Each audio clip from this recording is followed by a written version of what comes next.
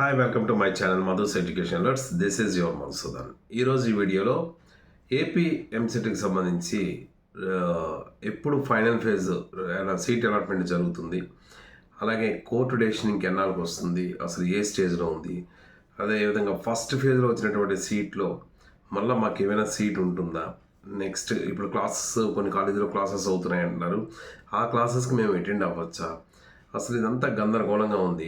So ఒక్కొక్కరికి రకరకాల doubts వస్తున్నాయి కాబట్టి వీటన్నిటిని క్లారిఫై చేస్తూ వీడియోలో మనం షేర్ చేసుకుందాం.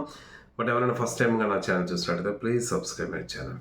ఇప్పుడు విషయంలోకి అయితే ఏపీ ఎంసెట్కి సంబంధించి సెకండ్ ఫేజ్ అలాట్మెంట్ చేసే ముందు హైకోర్టు తీర్పు ఆధారంగా ఆ సీట్ అలాట్మెంట్ని పెండింగ్లో పెట్టారు.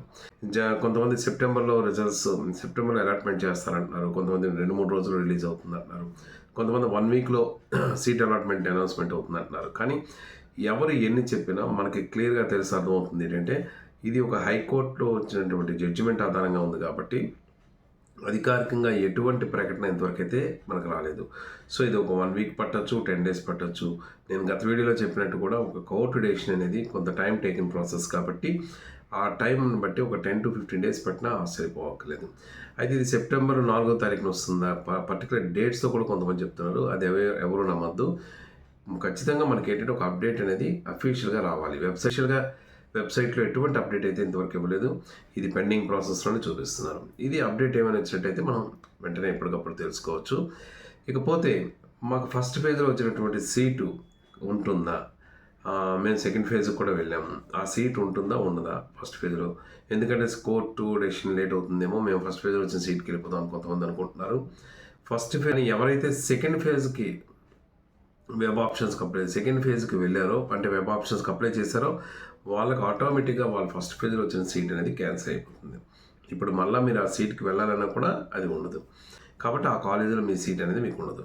ఇప్పుడు మీరు సెకండ్ ఫేజ్లో ఆప్షన్స్ పెట్టుకున్న తర్వాత ఇప్పుడు రిజల్ట్స్ వచ్చింది, సీట్ అలాట్మెంట్ అయ్యేటప్పుడు సపోజ్ సెకండ్ ఫేజ్లో మీకు రాలేదనుకోండి, అప్పుడు మీ ఫస్ట్ ఫేజ్లో ఉన్న సీట్ అనేది మీకు ఉంటుంది. అంతవరకు కన్ఫర్మేషన్ అనేది మరి చెప్పలేదు. బట్ ఎవరైనా సెకండ్ ఫేజ్కి అసలు వెళ్ళకుండా ఫస్ట్ ఫేజ్లోనే రిపోర్ట్ అక్కడికి ఆగిపోయారు అనుకోండి, వాళ్ళు హ్యాపీగా ఫస్ట్ ఫేజ్లోని వాళ్ళకి ఇంట్రెస్ట్ ఉంది అంటే ఆ కాలేజీలో జాయిన్ అవ్వాలంటే జాయిన్ అవ్వచ్చు. క్లాసెస్కి అటెండ్ అవ్వచ్చా, క్లాసెస్ కొన్ని కాలేజీలో అవుతున్నాయి అంటున్నారు, మా పరిస్థితి ఏంటంటే కొంతమంది అడుగుతున్నారు. కానీ ఎవ్వరూ టెన్షన్ పడద్దు. మనకి అకాడమిక్ క్యాలెండర్ ప్రకారంగా కోర్టు డెసిషన్ వచ్చిన తర్వాత ఎంసెట్ బోర్డే క్లాసెస్ ఎప్పటి నుంచి అవన్నీ కూడా క్లియర్గా ఇస్తుంది. అప్పటి నుంచే క్లాసెస్ అనేవి స్టార్ట్ అవుతాయి. అయితే ఎవరైతే ఇప్పుడు హాస్టల్స్ కానీ కొంతమంది స్టూడెంట్స్ కాలేజెస్లో ఆల్రెడీ జాయిన్ అయ్యి అక్కడ కొంతమంది ఉన్నారో, మేనేజ్మెంట్ కోటాలో కొంతమంది జాయిన్ అయ్యి ఉండొచ్చు, లేదా కొంతమంది ఫస్ట్ ఫేజ్లో వచ్చిన సీట్కి కమిట్ అయిపోయి అక్కడే జాయిన్ అయిపోయి ఉండొచ్చు, కొంతమంది హాస్టల్లో కూడా జాయిన్ అయిపోయి ఉండొచ్చు. వాళ్ళందరినీ ఎక్కడికి మూవ్ ఆన్ అయిపోకుండా ఉండడం కోసం కొన్ని కాలేజెస్ వాళ్ళు మాత్రం కొన్ని బేసిక్స్తో కొన్ని క్లాసెస్ అనేవి చెప్పొచ్చు. బట్ ఎటువంటి టెన్షన్ మీరు పడక్కర్లేదు.